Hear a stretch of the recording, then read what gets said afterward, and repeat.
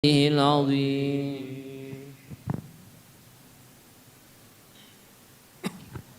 الفاتحة.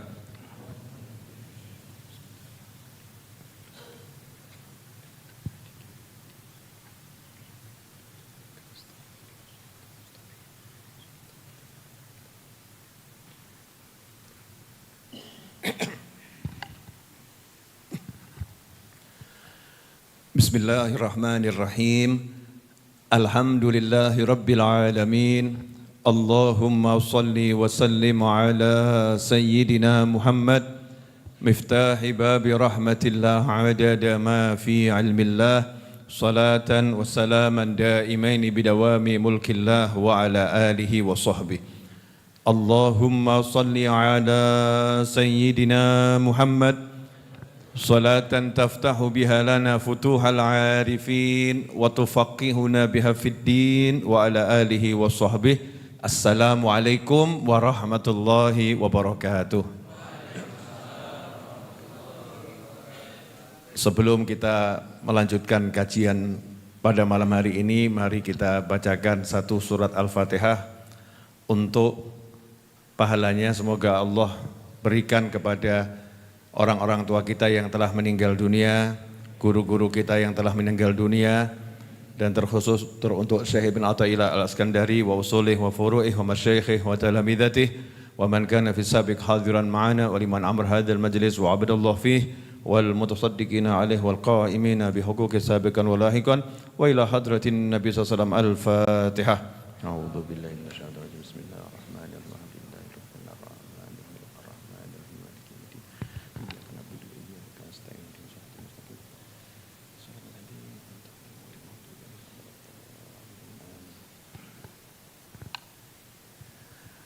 Alhamdulillah, pada kesempatan yang sebelum Maulid kita sudah membahas hikmah yang ke-16. Di hikmah yang ke-16 tersebut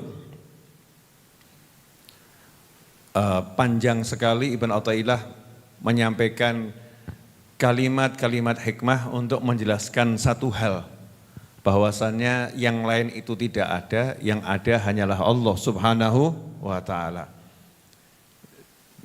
Panjang nih, kalau dijelaskan malam hari ini semuanya enggak mungkin, satu juga berat. Ya, satu juga berat, tapi mudah-mudahan kita diberi kemudahan satu demi satu bisa selesai insyaallah. Ya, namanya orang belajar itu jangan tergesa-gesa, perlahan-lahan, insyaallah barokah. Beliau menyatakan, kaifa yutasawwaru an yahjubahu syai'un wa huwa alladhi adhara kulla syai'in. Itu yang pertama. Bagaimana bisa dibayangkan ada sesuatu yang menghalangi seseorang dari melihat Allah Subhanahu wa taala, sementara Allah lah yang menampakkan segala sesuatu. Wes, mumet. Ini kalimat panjangnya begitu ya.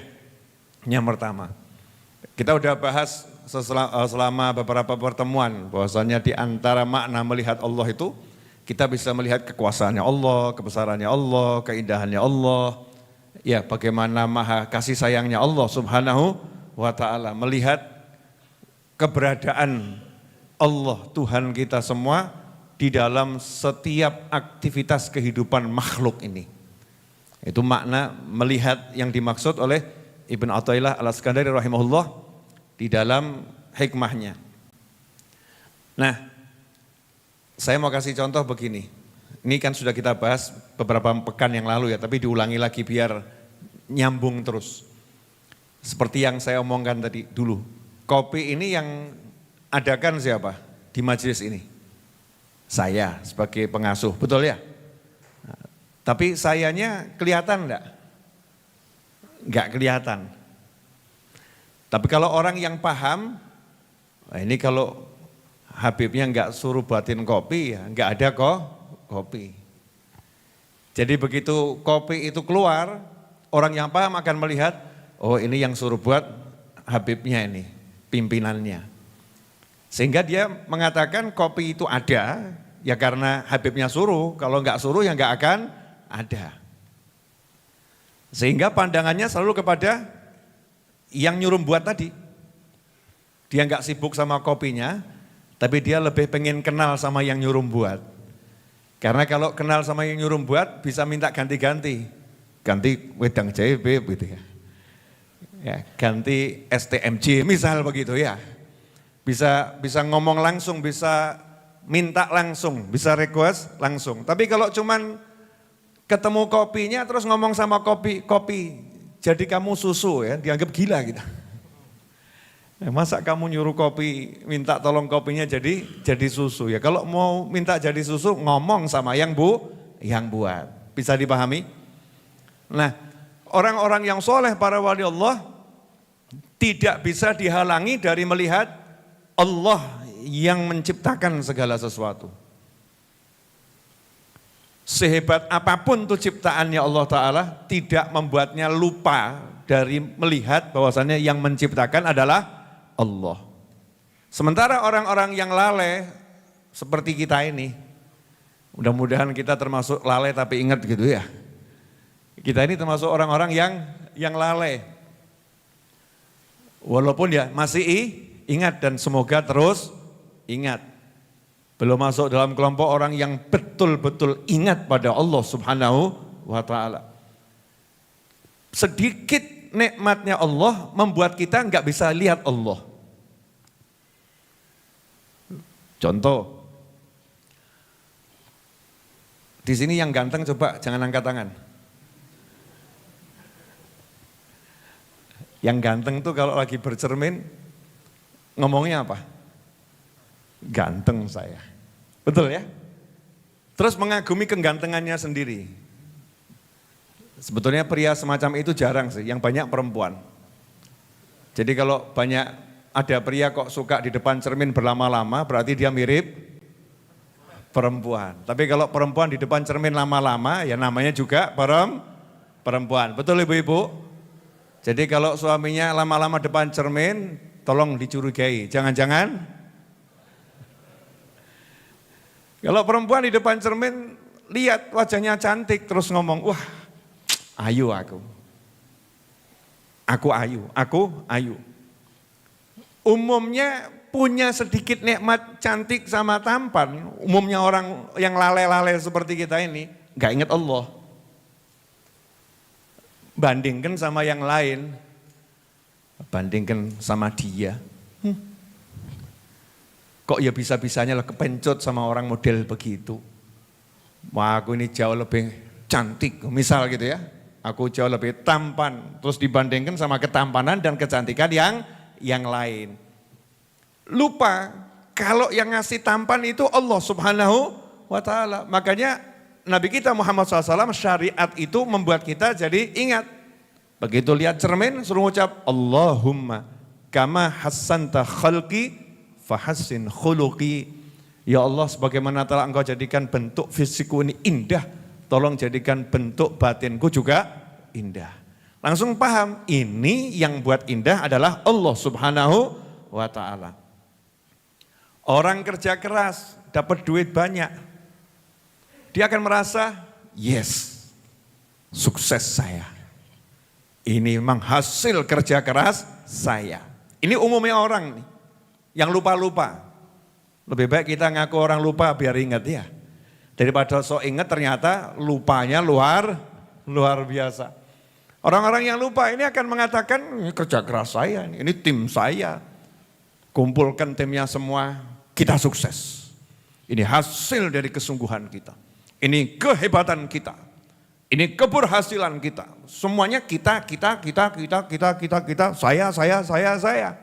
Padahal itu yang ngasih dia bisa sukses adalah Allah Subhanahu wa Ta'ala. Allahnya yang mengadakan dilupakan. Allahnya yang mengadakan dihilangkan. Allahnya yang mengadakan tidak diingat. Nah ini kebanyakan manusia. Nah para wali itu heran. Kok yo iso? Para wali itu heran nih. Kaifa yutasawwaru. Kok ya bisa ya? Mana mungkin bisa orang-orang soleh itu dihalangi untuk melihat yang memberi karena pemberiannya. Lah iso. Bu, ada orang datang. Wah, ini nanti kalau dipraktekkan repot ini. Ini contoh tapi jangan dipraktekkan ya, contoh. Karena kalau nggak pakai begini ini kurang seru. Masuknya ke kepala. Kalau yang begini nanti kepalanya bisa nangkep. Saking kita ya modelnya begitu-begitu. Bu, pernah jatuh cinta? Loh, berarti sekarang enggak. Ada orang jatuh cinta dengan seseorang. Mohon maaf pemirsa, ini buat contoh biar mudah ya memahami. Ada orang jatuh cinta dengan seseorang. Nah yang dicintai tadi kirim hadiah. Kirim hadiah. Diantarkan oleh fulan. Ini ada hadiah emas 20 kilo buat kamu. Masya Allah. Saya mau nanya Bu, senang atau enggak senang? Emas 20 kilo. Setelah itu sibuk upload, update status ya, dan lain sebagainya. Tapi sama sekali enggak telepon kekasihnya yang ngirim tadi. Enggak bilang terima kasih, enggak menyapa, lupa. Hanya gara-gara emas 20 kilo, lupa sama Kang Mas yang 100 kilo.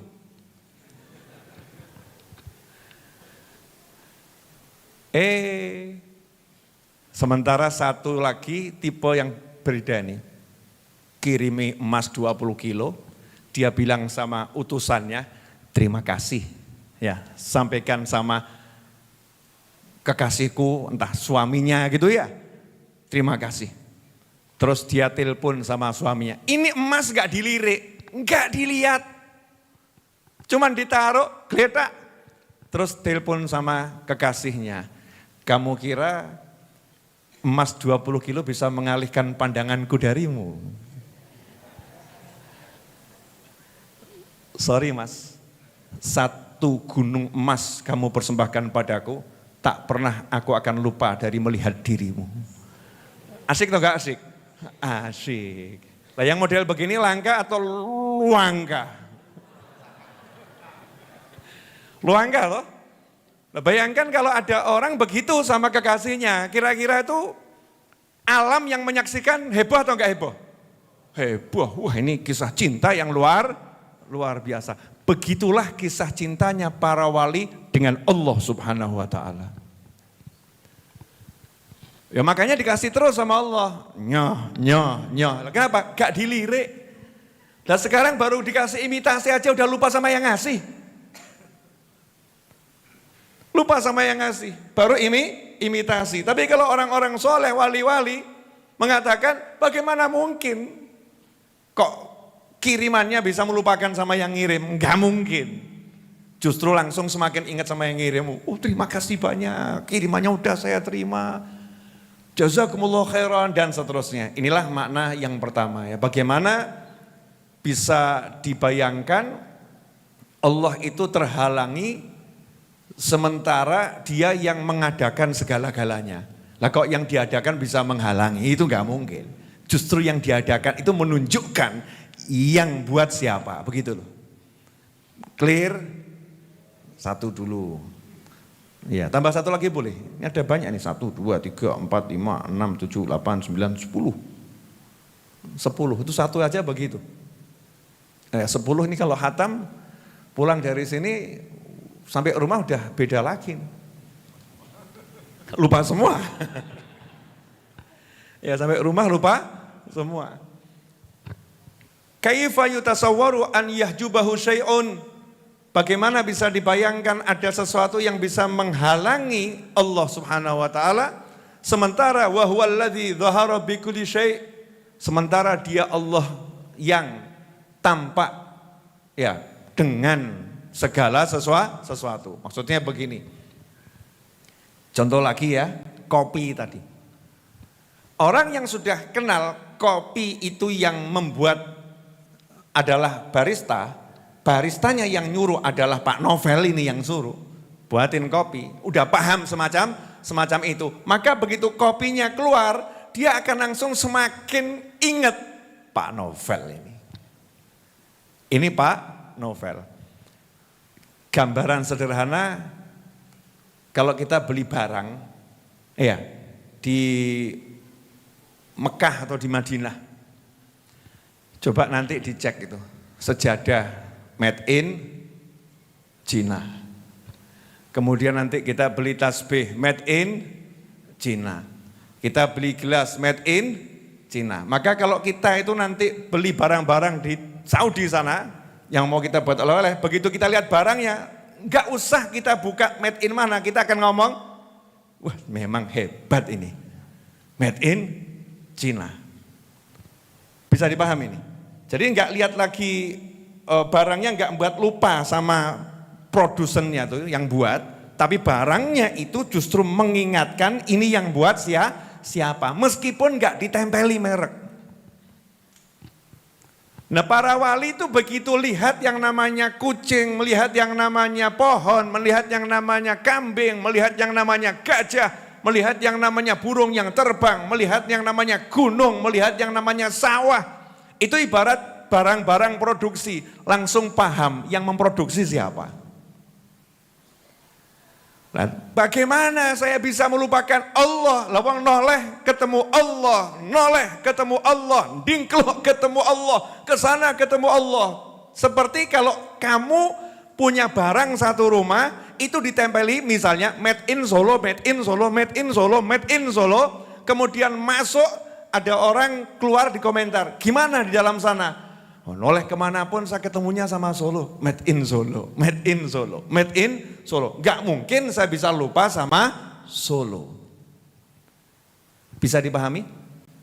Nah, dari dua ini saja berarti kita ini termasuk orang yang ingat atau terlampau sangat lupa. Yang mana? Halo? Yang ingat atau terlampau sangat lupa? Contoh, Bu, saya buat contoh boleh? Dibelikan kerudung sama suaminya 10. Dibelikan baju sama suaminya, tidak langsung suaminya kasih baju, dikasih uang, silahkan beli baju. Buka satu lemari itu isinya baju hasil dari pemberian suami, uang yang ngasih suami. Makan beras yang belikan suami, gula yang belikan suami, sendok yang belikan suami, cangkir yang belikan suami, piring yang belikan suami, rumah yang belikan suami, sepeda yang belikan suami, motor yang belikan suami, handphone yang belikan suami. Sekujur tubuhnya yang dilihat itu semua pemberian suami. Terus istri ini ngomong, Mas, kamu kok gak pernah ngasih saya sesuatu ya? Saya mau nanya, iki waras apa loro? Istri yang semacam ini sehat atau sakit?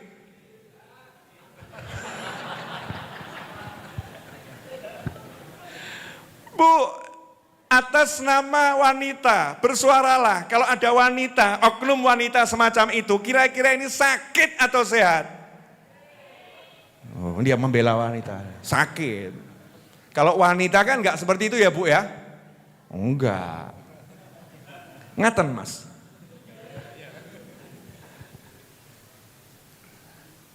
Yang satu ditelepon sama temennya. Dik, ini cewek sama cewek ya. Dik, gimana kabarnya? Baik. Suamimu lagi di mana? Lagi kerja. Kebetulan lagi ada kunjungan ke luar negeri. Kapan terakhir telepon? Saya nggak butuh ditelepon suami saya. Kenapa? Tiap detik dia bicara sama saya. Ini mulai rodok wengi kita ya. Batinnya temennya tadi ya, batinnya temennya ini kelihatannya agak error ini.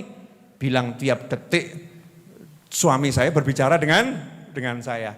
Ditanya, tolong kamu ngomong pakai bahasa planet bumi saja, jangan kedukuran ya. Maksudmu bagaimana? Lah bagaimana saya bisa lupa sama suami saya? Lawang saya noleh kanan lemari yang beli suami saya, sejadah sholat yang kasih suami saya, mukena yang kasih suami saya, kasur yang kasih suami saya, baru mau makan yang ngirim suami saya, mau keluar itu beli bahan bakar uangnya dari suami saya. Maka setiap kali saya bergerak saya selalu ingat dengan suami saya. Enggak pernah kondisi apapun buat suami saya itu tidak hadir. Dia selalu hadir meskipun fisiknya enggak ada di hadapan saya. Pertanyaan saya, istri yang model begini di tahun 2025 di Indonesia jumlahnya berapa?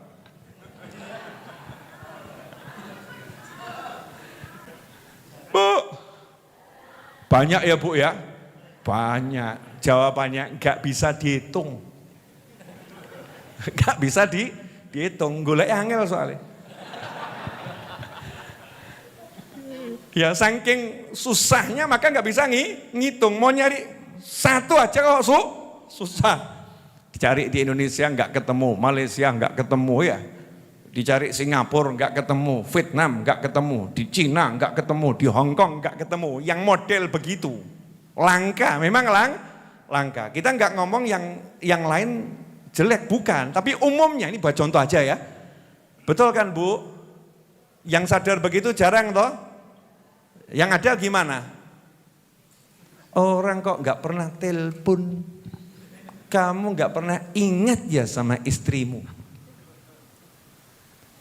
Baru saja kirim GoFood, dibilang nggak pernah ingat.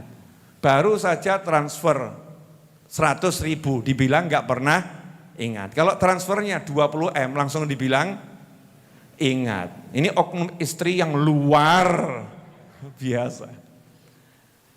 Nah, Allah Subhanahu wa taala itu semua yang ada ini Allah yang kasih gitu loh. Semua miliknya Allah, kemudian Allah kasihkan kepada kita, entah jadi hak milik kita maupun bukan hak milik kita. Tapi dikasih izin untuk make.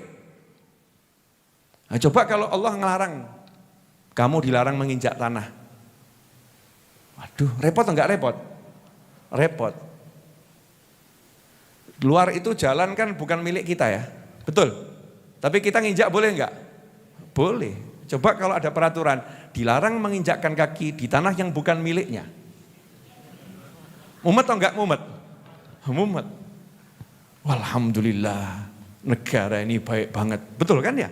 Saya jalan di jalanan enggak jadi masalah. Saya duduk di halte enggak jadi masalah.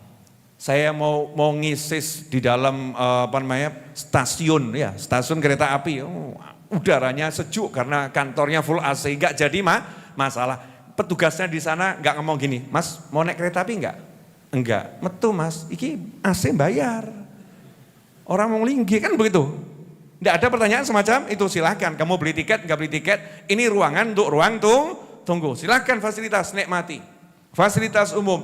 Allah Ta'ala kasih kita fasilitas yang luar biasa. Pertanyaannya kita ingat enggak itu kalau ada Allah di situ. Sayangnya Allah, perhatiannya Allah, cintanya Allah. Kita merasakan itu enggak? Jujur. Oh jujur mawon. Kadang kalau tuh setahun berapa kali? Ya 10 tahun sekali. Nah ini gambaran gitu. Jadi kalau para wali itu hatinya itu seperti apa gitu ya. Hatinya seperti apa. Makanya para wali kok dibilang melarat, miskin tuh mereka ya senyum tok. Lah kamu bilang saya miskin gimana wong? Saya punya Allah masa saya miskin? Ya saya punya Allah masa saya miskin?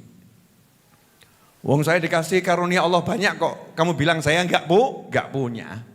Wong saya itu punya banyaknya luar biasa. Kekayaan saya itu unlimited, nggak bisa dihitung. Tapi ya yang paham, yang nggak paham, yang nggak akan paham.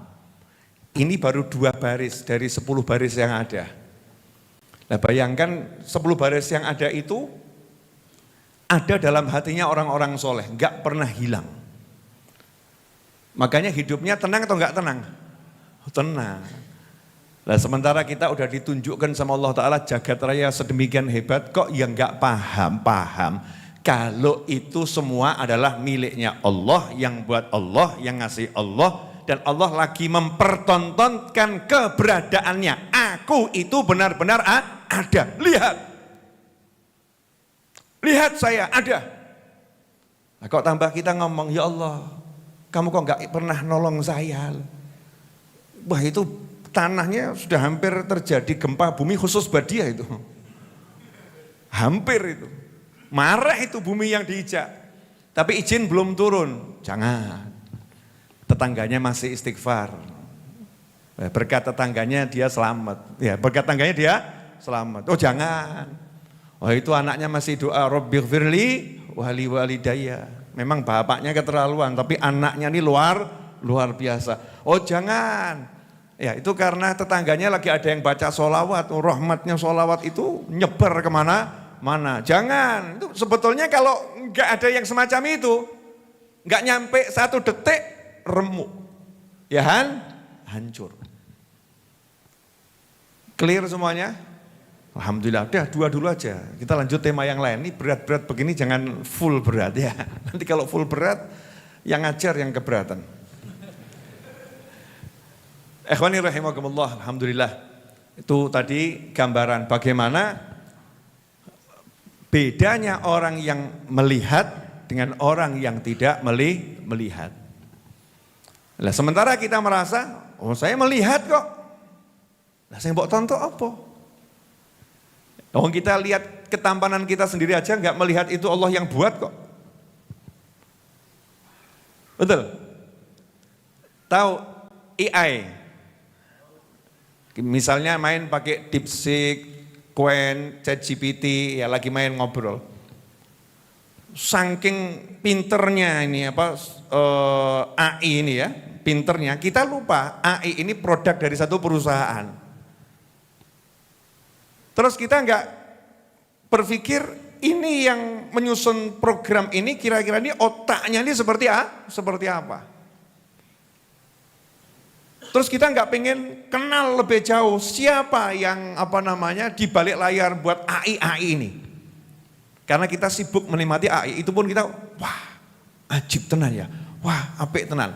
Sehingga kita dapatnya ya itu gitu loh ya, dapatnya itu. Sementara yang mau tahu lebih jauh, dia akan dapat jauh lebih banyak.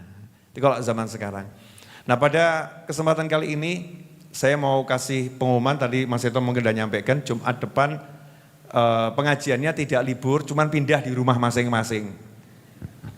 Ya, pengajiannya pindah di rumah masing-masing. Insya Allah saya akan tetap ngajar lewat YouTube. Entah itu live, entah itu ada video yang saya tampilkan ya, karena kan nuansa hari raya, insya Allah.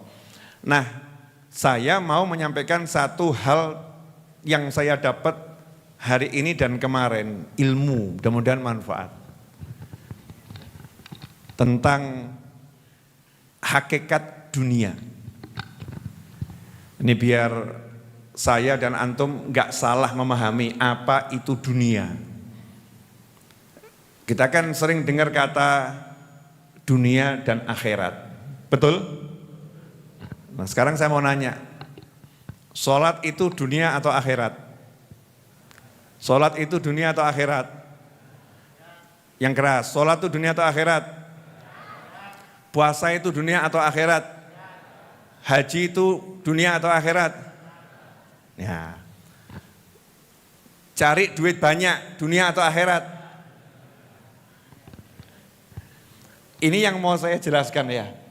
Ini pemahaman kita semacam ini gak sepenuhnya benar, gak sepenuhnya salah. Tapi saya mau jelaskan definisi yang benar sehingga nggak salah-salah. Ya, definisi yang benar sehingga nggak salah. Sholat itu dunia. Puasa itu dunia. Haji itu dunia. Zikir itu dunia. Mencari ilmu itu dunia. Cari uang itu dunia. Makan itu dunia, nikah itu dunia, zina itu dunia, Tidur itu dunia. Jogging itu dunia. Sa'i Safa dan Marwah itu dunia. Kok domblong kabeh kenapa nih? Ya. Kenapa? Imam Ghazali dalam kitab Ihya Ulumuddin menjelaskan ringkasannya ya. Dunia itu adalah satu kondisi sebelum kematian. Satu kondisi sebelum kematian. Itu namanya dunia. Dari lahir sampai mati itu dunia. Sementara akhirat adalah setelah kematian sampai selama-lamanya. Puncaknya di surganya Allah Subhanahu wa taala, dan semoga kita semua min ahlil jannah tanpa hisab, amin. Clear? Dari lahir sampai mati namanya dunia. Setelah mati sampai selama-lamanya namanya akhirat. Pertanyaannya, sholat itu kapan? Sebelum mati. Puasa itu kapan? Sebelum mati. Nanti kamu kalau di kuburan mau puasa? Iya. Ada orang-orang tertentu yang diizinkan di kuburan itu sholat. Tapi yang namanya sholat, yang namanya puasa, yang namanya zakat, yang namanya haji, yang namanya umroh, yang namanya zikir, yang namanya pernikahan, ya, yang namanya makan, yang namanya minum, itu semua kegiatan yang kita lakukan saat ini di dunia. Nanti di akhirat udah berubah lagi namanya. Ya, namanya berubah. Maka yang ada adalah dunia yang tercela dan dunia yang terpuji. Dunia yang tercela dan dunia yang terpuji. Dunia yang terpuji adalah semua yang diperintahkan oleh Allah untuk mengerjakannya. Ini dunia yang terpuji. Dunia yang tercela adalah semua yang diharamkan oleh Allah jika seseorang melakukannya. Itu namanya tercela. Zina. Ini dunia tapi tercela. Lawannya nikah.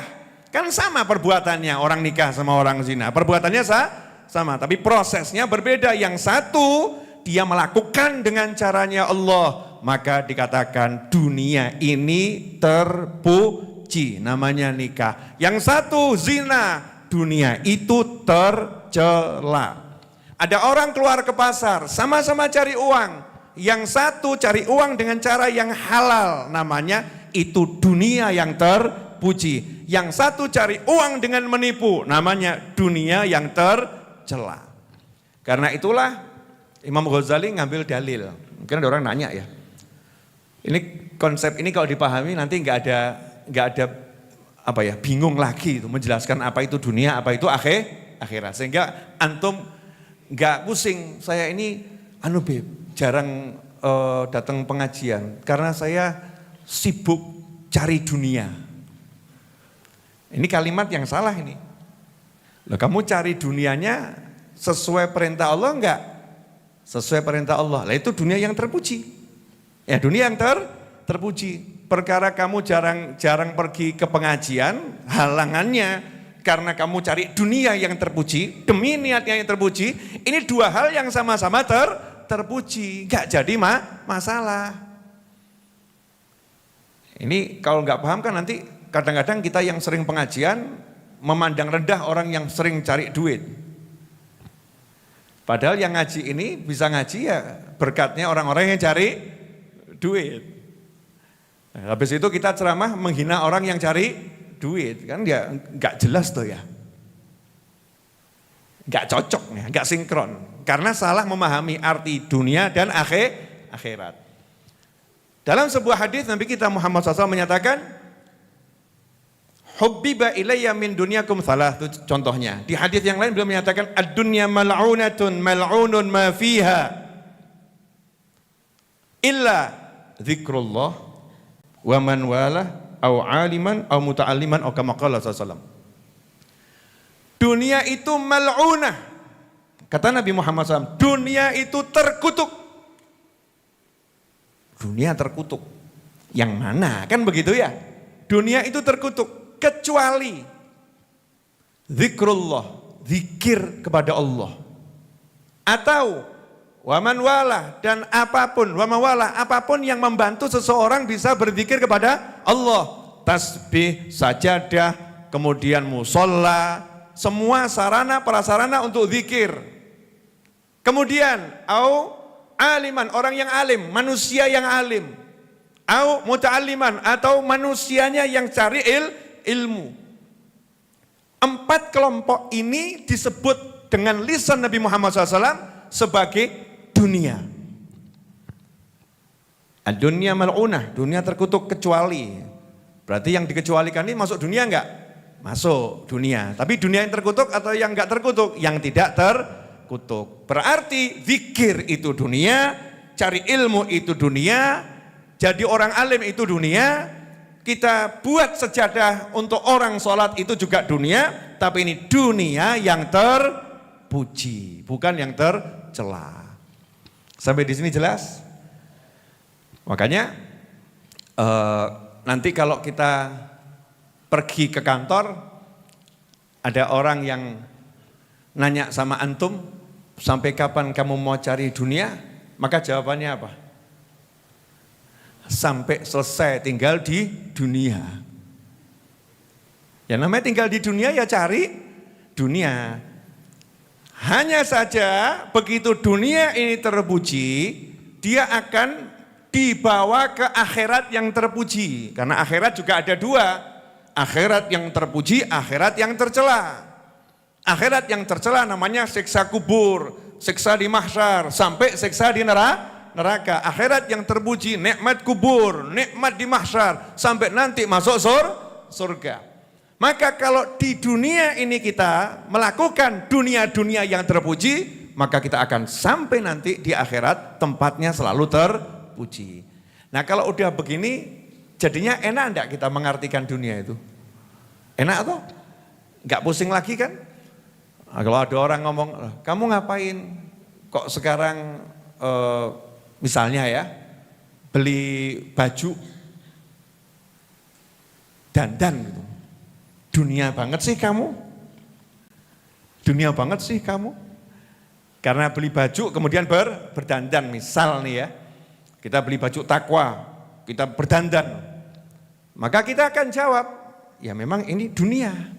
Tapi dunia yang saya pakai ini dunia yang membuat saya berzikir. Ini dunia yang diperintahkan saya mencari. Dunia yang diperintahkan saya menikmati. Ini nanti menjadi sesuatu sampai ke akhirat yang terpuji. Sehingga kalau antum paham ini, maka tidak akan lagi di kepala khawatir dalam mencari dunia. Ustadz, saya ini kok dari pagi sampai malam cari duit terus ya? Jawabannya melupakan sholat enggak? Enggak, sholat tetap sholat. Jawabannya halal atau haram? Halal. Jawabannya ini untuk foya-foya yang haram atau untuk kamu nanti bagi-bagikan, menyenangkan orang tua, menyenangkan istri, menyenangkan anak, menyenangkan saudara, kerabat, tetangga. Ya untuk nyenengin orang banyak, halal. Ya itu namanya dunia yang terpuji, lanjutkan. Jangan kemudian ikut pengajian, besoknya enggak kerja lagi. Terus ngomong, saya sudah enggak mau dunia. Saya enggak mau dunia, ini salah, salah. Bisa dipahami? Nah, lanjut lagi. Dalam hadis yang lain, Nabi Muhammad SAW menyatakan, hubbiba ilayya min dunyakum thalath. Bahkan ketika saya ngobrol sama ChatGPT-nya pun salah menakwilkan hadis ini. Ya, saya ajak ngobrol panjang dia mengakui iya saya salah, iya saya salah, iya saya salah. Terakhir enggak saya lanjutkan lagi, banyak salahnya. Iya, banyak salahnya dia. Tapi dia mau ngaku kalau salah. Makanya hati-hati kalau ngobrol sama AI, karena AI itu juga enggak pinter-pinter banget. Kalau mau belajar ya sama ulama, jangan sama AI. Biar ulamanya yang ngobrol sama AI. Ya, kan seperti perpustakaan aja untuk ngambil data. Nah, Nabi menyatakan hubbiba ilayya min dunyakum thalath.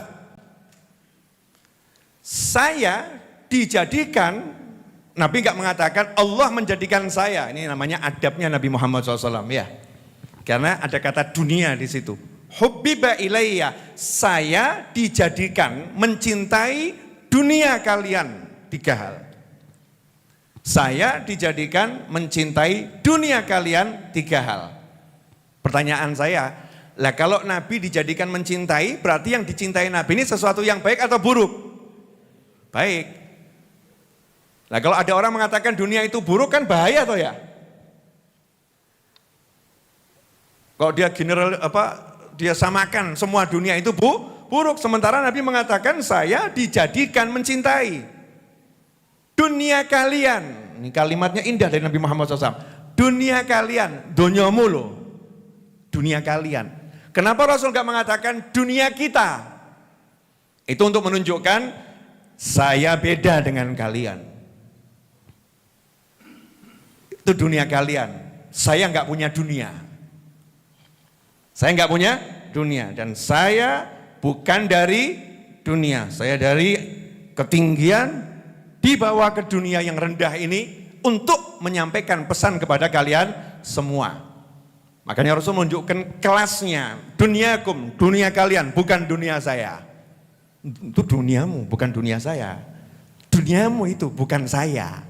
Duniakum, bukan dunia saya. Ini kita harus paham, karena kalau belajar sama nggak belajar itu bedanya luar biasa. Oh, ada orang ngomong Nabi sama aja dengan manusia yang lain, kan ngawurnya luar biasa. Sementara Nabi kita Muhammad SAW sendiri meletakkan dirinya berbeda dengan yang lain siapapun.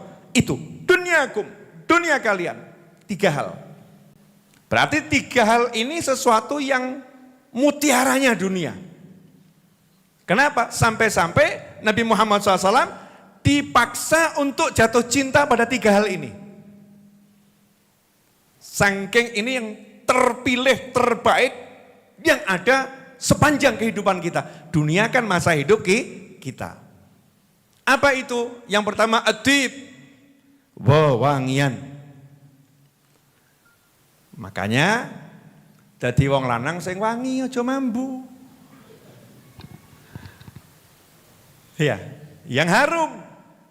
Karena itu bagian dunia yang Nabi SAW dipaksa untuk mencintai, sementara Nabi kita Muhammad SAW tidak butuh wewangian itu. Kenapa? Beliau sendiri adalah sumbernya semua wewangian. Sumbernya semua keharuman dari makhluk Allah Ta'ala adalah Nabi Muhammad SAW. Itu kalau ada orang cium tangan sama Nabi Muhammad SAW itu harumnya nggak hilang. Sampai sahabat itu bisa dikenal kalau habis disentuh sama Nabi, ya karena aroma tubuhnya itu harumnya nggak hilang berhari-hari. Rumah yang didatangi Nabi Muhammad SAW itu harumnya nggak hilang sama beberapa hari. Tapi Nabi SAW yang sumber keharuman, beliau masih pakai wewangian. Walaupun keringatnya Nabi diambil dijadikan wewangian. Ada hikmah dari Allah Subhanahu Wa Taala. Wewangian ini punya rahasia nih. Karena itulah kayu gaharu itu diekspor ya ke Saudi sana. Raja-raja, sultan-sultan Saudi sana dan masyarakat Saudi yang punya duit beli gaharu ada yang 1 kilo itu sampai 1 M. Kayu gaharu 1 kilo 1 miliar. Yang murah-murah 1 kilo 50 juta, 1 kilo 100 juta murah. Untuk apa? Dibakar. Karena itu orang yang membakar gaharu wewangian tidak dikatakan tabdzir, ini mubadzir, buang-buang uang, enggak. Karena mencintai wewangian itu adalah sesuatu yang menjadi fitrah manusia. Keindahan kehidupan dunia ini kalau ada wewangian di situ. Makanya majelis ilmu, ya pinjam manis.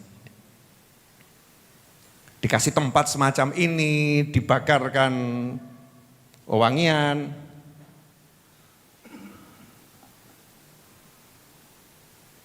Ya,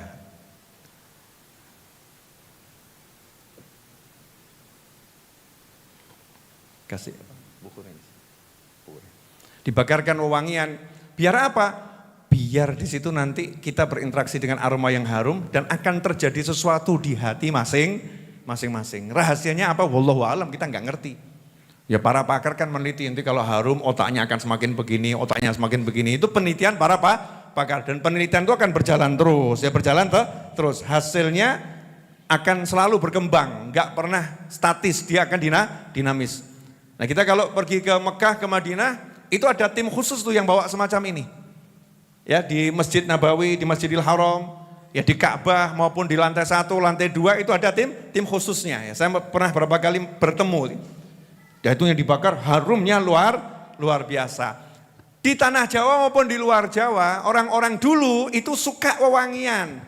Makanya orang dulu tuh simbah-simbah, Masya Allah, di kasurnya selalu ada melati. Hampir di setiap rumahnya ada tanaman bunga melati. Kemudian melati ditaruh di sini. Ya, orang-orang dulu kan melati ditaruh di sini. Aromanya harum. Yang sekarang semprot, isinya alkohol, gak cetok, ambune gak ono. Akhirnya nempel di pakaiannya, warnanya jadi aneh. Tapi yang dulu wanginya asli, maka pakai bokor dari Kuningan, kasih air, kasih mawar, kasih melati, ya. Kasih bunga rupa-rupa macam-macam, dilihat indah, dihirup juga aromanya harum.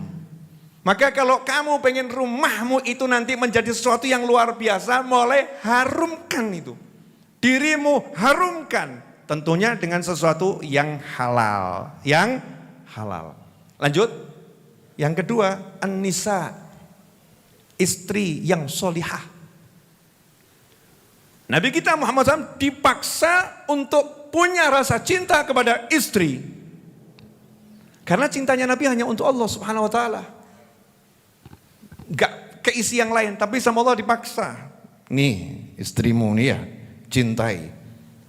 Itu menunjukkan kamu kalau cari duit banyak-banyak enggak nikah rugi. Paham ya Bu? Mas-mas ini loh. Saya mau cari kekayaan. Kekayaan yang paling kaya di muka bumi ini adalah wanita yang solihah. Ad-dunya mata. Dunia itu keindahan. Wa khairu mataiha al-mar'atu solihah. Dan perhiasan terbaik di dunia adalah al-mar'ah as-solihah.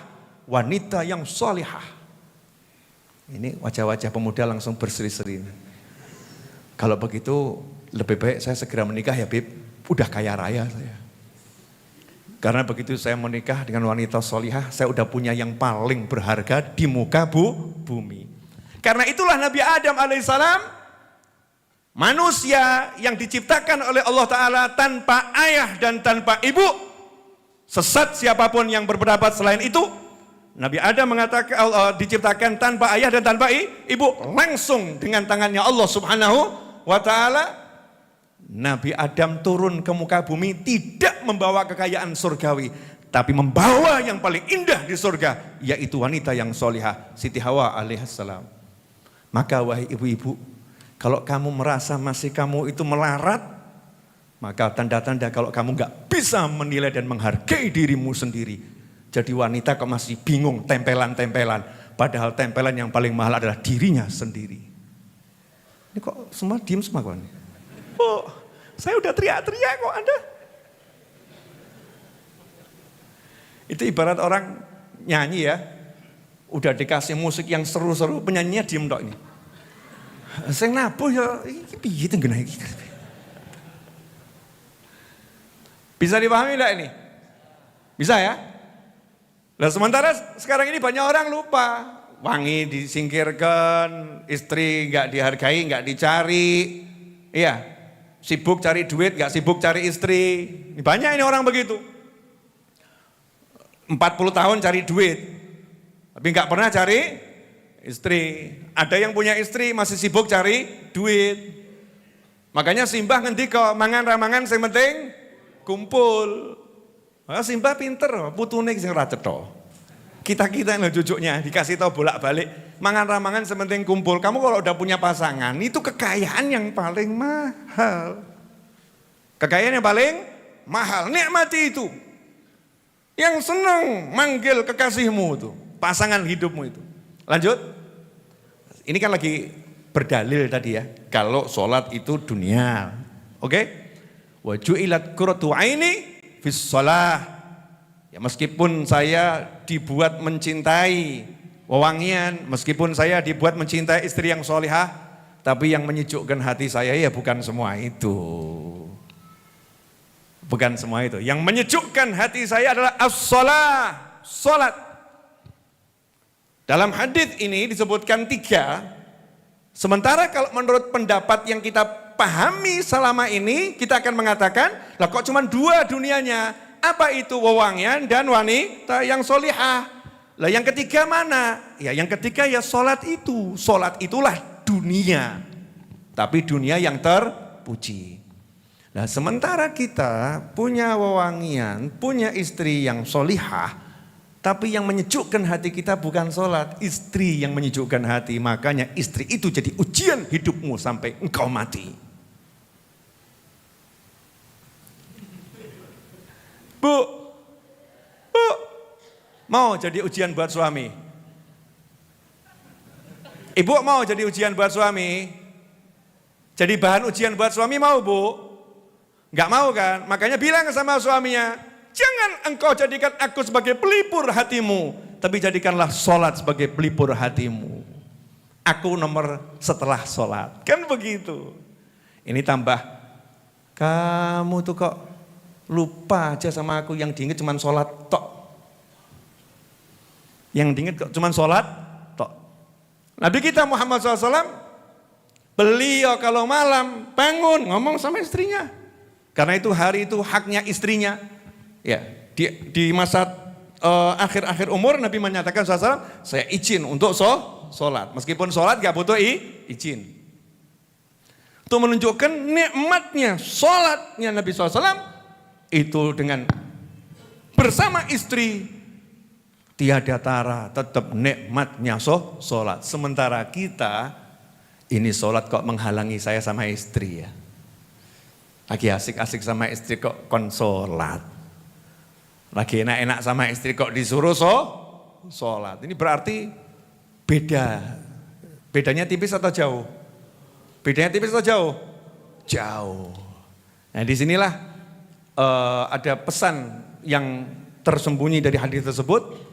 Kalau kita pengen istri kita jadi betul-betul nikmat, kalau harum-haruman ini pengen jadi harum, maka jadikan sholat kita itu yang prioritas paling tinggi. Senangku dalam sholat. Maka resahku ya karena sholat. Gelisahku karena sholat. Saya kok belum sholat, sholatnya kok belum dapat jamaah ini. Gelisah itu dia. Wah ini kok saya sholat kok pakaian saya kurang bagus, gelisah dia. Khudhu zinatakum inda kulli masjid. Setiap kali sholat, pakai pakaian terbaikmu.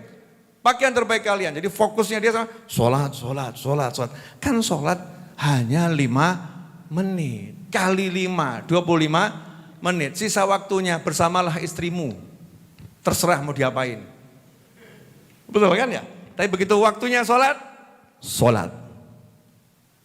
Ini yang nyejukkan hati saya. Arihna biha ya Bilal. Nabi kita Muhammad SAW enggak pernah ngomong sama istrinya, hei istriku sejukkan hatiku. Enggak. Tapi Rasul mengatakan, arihna biha ya Bilal. Wahai Bilal, jadikan hatiku tuh bisa istirahat dengan sholat. Diekrarkan, disuarakan oleh Nabi Muhammad SAW. Biar keluarganya juga dengar. Sholat itulah harusnya menjadi istirahat kita. Nah ini istri jangan tersinggung, orang kok tenangnya sama sholat nggak sama aku, terus manfaatku apa?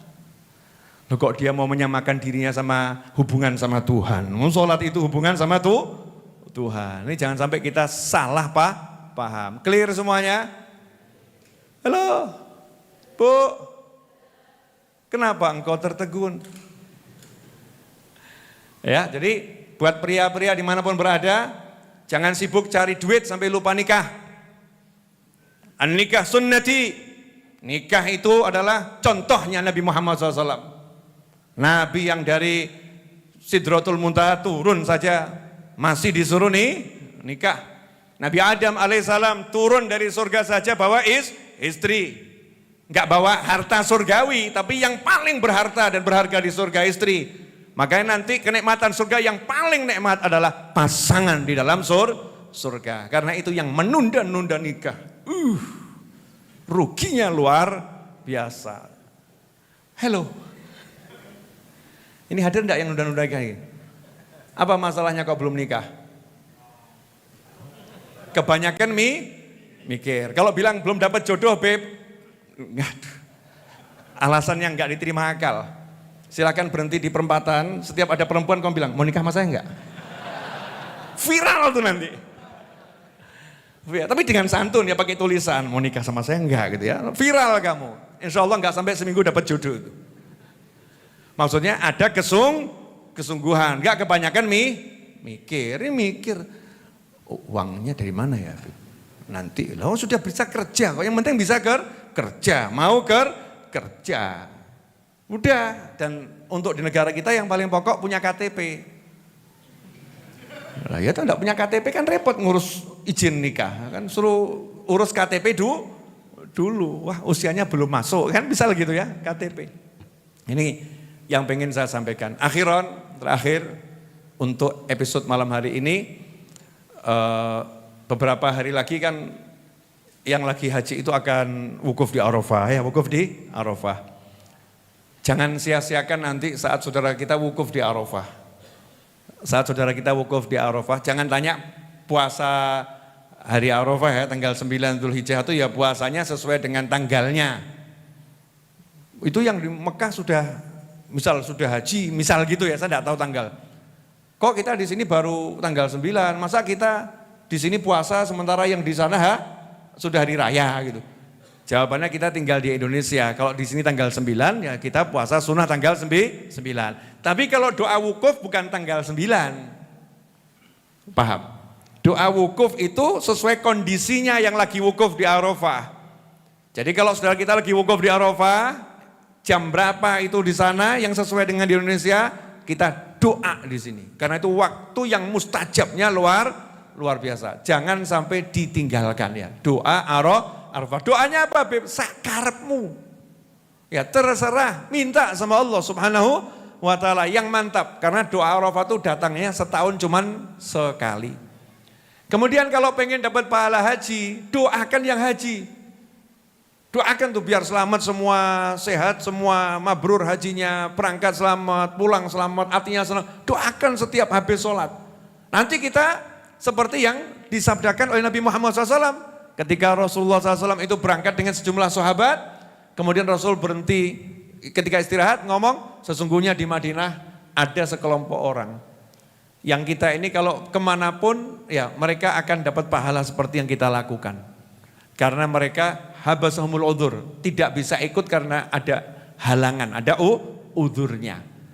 Saya yakin di sini pengen haji semua toh? Ya cuman kan terhalang ya.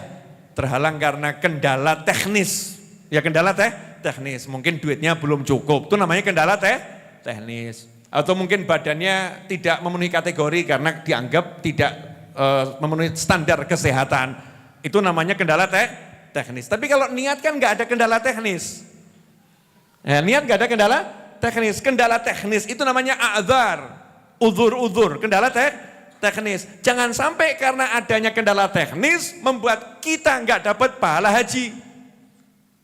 Jadi tiap tahun kita doakan tuh, saya pengen haji tiap tahun. Bisanya ternyata 50 tahun sekali. Misal gitu ya. Gak jadi masalah, atau sampai meninggal gak pernah haji, gak jadi masalah. Tapi niatnya tiap tahun berangkat haji. Buktikan itu, doakan orang-orang yang haji. Nanti kita akan dapat. Mereka di Arafah kita dapat. Ya, mereka ada di Mina kita dapat. Mereka tawaf kita dapat. Mereka ibadah model apapun kita dapat. Kenapa? Karena kalau kita enggak terhalang sama uzur, kita juga akan bersama mereka ada di sana. Itu begitu konsepnya. Jadi tolong doakan yang haji. Biar kita dapat pahala yang besar. Siap semuanya? Alhamdulillah. Ini saya lihat wajah-wajah yang sudah lapar. Alasan saya itu untuk pengajian ya. Kan kalau saya menutup cari alasan ini. Wajah-wajah orang lapar ilmu semua. Ngomong selama apapun masih diliatin terus itu ya. Apalagi ini udah jam 10 lewat 15 ya. 10 lewat 15. Seringkasannya. Jadi dunia itu adalah semua yang ada sebelum kita meninggal dunia. Sebelum kita namanya aja meninggalkan dunia, Maka semua yang sebelum itu namanya dunia. Hanya saja ada yang baik, ada yang buruk. Yang baik itu sholat, puasa, zakat, haji dan seterusnya. Dikirim Rasul menjelaskan apa-apa yang baik di dunia, lakukan itu. Nah karena itu perintah Allah dan Rasulnya SAW, kita sering menyebutnya dunia yang baik itu dengan kata ini akhirat. Tapi kalau Imam Ghazali lebih menjelaskan dunia yang baik dan dunia yang buruk. Biar tidak rancu, biar kita mudah. Nanti selanjutnya kalau belajar itu enggak terbentur sama, loh ini kalau saya cari duit buat istri, buat anak ini enggak sempat hadir pengajian tiap hari, pengajian cuma sebulan sekali ini saya duniawi banget ya. Enggak duniawi itu. Ya itu namanya juga dunia yang baik. Kalau kamu cari nafkah kok, dunia yang baik. Karena saya ketemu orang-orang yang beralasan saya enggak mau dunia. Anak muda bilang enggak mau dunia, ya ngapal Quran enggak, ya ngapal Quran enggak, belajar ilmu syariat enggak, cuman duduk di masjid bilang saya enggak mau dunia. Itu namanya al-malesu wal kesetu. Males keset. Karena dia apa? Berharap nanti takmir masjid ngasih dia makan, takmir masjid ngasih dia tempat untuk tinggal. Sehingga dia ngekos di masjid gratis, makan di masjid gratis. Sehingga hidupnya cuma makan tidur. Sing ngono akeh sing gelem. Kalau caranya begitu kan semua orang mau. Pengangguran, wah saya kok bahagia tinggal di masjid, ya jelas bahagia gue. Tengah-tengok, gak mikir apa-apa, tinggal nguntal ngemplok. Sing mumet takmire. Yang pusing kan takmirnya, ya takmirnya yang pusing. Wah saya kalau khidmah sama Pak Yai kok kelihatannya tenang hidup saya. Anak muda di pesantren, enggak ikut ngaji di pesantrennya, enggak ngikut ngapa-ngapain ya, kerja bantu kiainya enggak, cuman pokoknya nyapu latar. Oh ya, yang kalau dibuka begitu yang mau ngelamar juga banyak. Oh ya, kasih kamar di pesantren, makan sehari bisa 5 kali. Oh dia termasuk petugas dalam, betul kan? Masuk petugas dalam bisa buka dapur. Yang pusing siapa? Ya yang ngurus pesantren. Yang ngurus pesantren. Maka kita harus paham dunia ada yang baik, ada dunia yang buruk. Kalau kita tinggal di pesantren tapi nawaitunya males begitu, menggantungkan hidup kita dari Pak Yai, dari pengurus pesantren, kita berarti adalah orang yang gak bagus. Seperti yang dilakukan Sayyidina Umar bin Khattab radhiyallahu ta'ala ketika inspeksi ke masjid. Di masjid dilihat jam-jam duha ada anak muda itu menjelang zuhur masih di masjid. Ditanya, kamu kok enggak ke pasar kenapa? Enggak kerja kenapa? Dijawab, oh saya udah punya kakak yang kerja, kakak saya nyarikan duit buat saya. Udah jadi saya nyantai aja di masjid. Kata Sayyidina Umar, akhuk a'bad minnak. Yang lebih ibadah itu kakakmu itu, bukan kamu. Terus disuruh keluar, suruh beraktivitas. Jadi jangan salah menafsirkan dunia dan akhirat. Karena salah menafsirkan ini bisa jadi alasan orang-orang tertentu untuk melebeli malasnya dengan akhirat.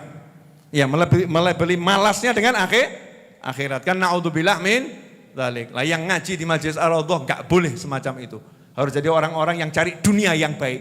Ya, cari dunia yang baik. Bergerak terus. Waktunya ke masjid, ke masjid. Ya waktunya ngepel masjid. Ya waktunya zikir di masjid, zikir di masjid. Ya waktunya ngabdi khidmah, ya khidmah, betul.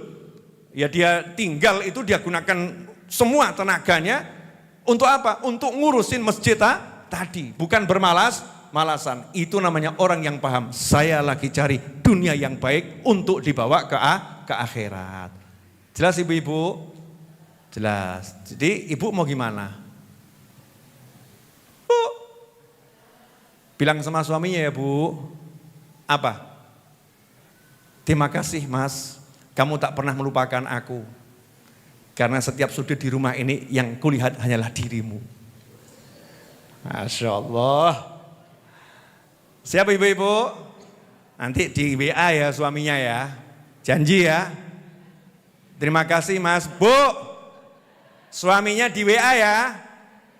Terima kasih Mas. Bilang apa? Terima kasih Mas, setiap sudut di rumah ini yang kulihat adalah dirimu, gitu ya. Bahasanya edit sendiri. Karena orang yang gak berterima kasih pada manusia yang berbuat baik kepadanya, Allah bilang gak bersyukur. Lam yaskurillah, lam yaskurin nas. Man lam yaskurin nas, lam yaskurillah. Siapa yang gak berterima kasih pada manusia yang berbuat baik kepadanya, dia tidak bersyukur pada Allah Subhanahu wa ta'ala. Itu kalau nanti kamu WA, terus yang ngajarin siapa? Bilang ya Habib Novel, bilang. Biar tahu suaminya kalau ngaji di Majelis Ar-Raudhah itu manfaat. Biar ngerti, di sini diajarkan untuk menghormati Suami juga diajarkan menghormati istri, tapi malam ini babnya istri dulu. Ya Mas ya, sama babnya yang belum nikah ini. Ada enggak yang belum nikah? Jangan ngomong kendala teknis, awas kamu. Kendala teknis, semangat dulu. Saya mau segera cari harta yang termahal. Ya, wanita yang solihah, ada tambahannya ya, almarah as-solihah, wanita yang solihah. Jangan cari wanita yang cantik. Yang solihah dulu. Ketemu solihah baru kamu cek, ayo rayo. Nah, kalau kurang sesuai seleramu ya kumpulkan aja 20 wanita solihah, kan begitu. Nanti kamu tunjukkan sama orang tua, ayah ibu ada 20 calon, kira-kira yang cocok yang mana, kan begitu. Seru itu. Jangan sibuk pacaran kemudian gak ada hasil, betul kan ya? Lebih baik cari dulu calon-calonnya, ya, ngomong sama orang tua yang cocok mana ini, kemudian datangin. Gak usah kebanyakan pola, I love you, I miss you, aku reso turu, kaken pola. Aduh. Kaken pola gitu ya, kaken pola. Datangin saja langsung, Pak, Bu, saya pengen mendapatkan harta yang termahal di dunia. Apa itu? Putri Bapak. Masya Allah. Saya terima langsung di Masya Allah. Loh kok diterima kenapa? Loh kamu udah paham. Kalau putriku yang paling mahal, karena itu jaga. Awas lombok buang. Awas lombok rusak ya. Lanjutnya nasihat mertua, silahkan disimak. Pedes ya, dinikmati. Ya. Lombok tuh kalau pedes itu enak buat orang yang suka. Bu, apa Bu? Jadi jangan pernah ngomong sama suaminya, Mas, kenapa kamu jadi orang yang gak punya duit? Salah, ngomong ke suaminya, Mas, kamu kaya, punya aku. Ngono wedok tenang. Paham? Apa? Jadi suaminya itu bersemangat gitu loh ya, bersemangat. Nanti akan jadi hatinya itu besar, akhirnya energi, disadarkan dia punya kekayaan yang mahal. Itu nanti membuahkan karunia Allah yang besar. Memang gitu rumusnya. Jelas? Ini kalau saya begini terus sampai subuh nanti ini. Memang harus ada cut gitu ya. Kita ketemu insya Allah 2 pekan lagi ya. Jumat depan istirahat, ngajinya di rumah masing-masing. Simak IG maupun YouTube saya. Insya Allah nanti tiba-tiba muncul saya di sana ya. Muncul di sana. Kemudian nomor WA saya yang lama udah aktif lagi. Yang belakangnya 916. Cuman malam ini lagi saya istirahatkan WA-nya. Mungkin besok pagi baru menyala ya. Ada 2 nomor saya yang saya aktifkan ini, insya Allah jadi nomor yang aktif terus dan barokah amin. Yang 0812280600916 dan yang kemarin yang 085190094818 seperti yang tampak di layar monitor. Nah, catat itu, kirim pesan ke sana. Kalau masih centang 1 nggak apa-apa, nanti kan jadi centang 2. Oh ya, orang ya hidup ini kadang-kadang centang 1. Nanti ditunggu-tunggu ada sinyal jadi centang 2. Wah nanti panjang lagi nih. Bab centang 1, centang 2. Hakadza wal minkum, mari tutup dengan doa yang biasa kita baca. Allahumma shalli wa sallim ala sayyidina Muhammadin miftahi babi rahmatillah adada ma fi ilmillah salatan wa salaman daimaini bidawami mulkillah wa ala alihi wa sahbihi. Allahumma ij'al fi ta'atika farahi wa sururi wa fi mardatika jami'a umuri. Allahumma ya alim bihalati wa muttali' ala sarairi wa niyati iqdi jami'a hajati waghfir dhunubi wa sayyiati wa tajawaz an khati'ati wa zallati wa taqabbal jami'a hasanati wa samihni fima madha wa ma ya'ti واكتبني في ديوان ساداتي واسلك بي سبيل نجاتي في حياتي ومماتي. اللهم إني طامع في عطاك راغب في رضاك مستسلم لقضاك فاكتبني من أولياك واسلك بي سبيل هداك وألحقني بأصفياك. وصلى الله على سيدنا محمد وعلى آله وسلم. Alhamdulillahi rabbil alamin. Amin. Satu Al-Fatihah untuk suami dari sepupu saya yang wafat kurang lebih 10 hari yang lalu, Al-Habib Ali bin Ahmad Al-Hazni. Semoga Allah letakkan ruh beliau di alam barzah sana bersama para nabi, para siddiqin, para syuhada dan para solihin. Dan Allah terima semua amal solehnya, Allah maafkan segala kekurangannya, dijadikan keluarga yang ditinggalkan keluarga yang tabah dan selalu dalam rahmat, dalam berkah, dalam karunia Allah Subhanahu wa taala. Dan semoga orang-orang tua kita yang telah meninggal dunia diletakkan ruhnya bersama para nabi, para siddiqin, para syuhada dan para solihin al-hadiniyah ila ruh akhina Ali bin Ahmad Al-Hazni wa usuli wa farih wa walidikum ila hadratin Nabiyyi Al-Fatihah. A'udzu billahi minasyaitonir rajim. Bismillahirrahmanirrahim. Alhamdulillahirabbil alamin arrahmanir rahim maliki yaumiddin. Iyyaka na'budu wa iyyaka nasta'in. Ihdinas siratal mustaqim. Siratal ladzina an'amta 'alaihim ghairil maghdubi 'alaihim waladdallin. Kemudian yang kedua, Al-Fatihah untuk mertua dari Pak Imran Jombang, semoga Allah letakkan ruhnya bersama para nabi, para siddiqin, para syuhada dan para solihin, dijadikan kuburnya sebagai taman-taman surga, diterima semua amal solehnya, diampuni segala kesalahannya. Al-hadiniyah wa ila hadratin Nabi Al-Fatihah.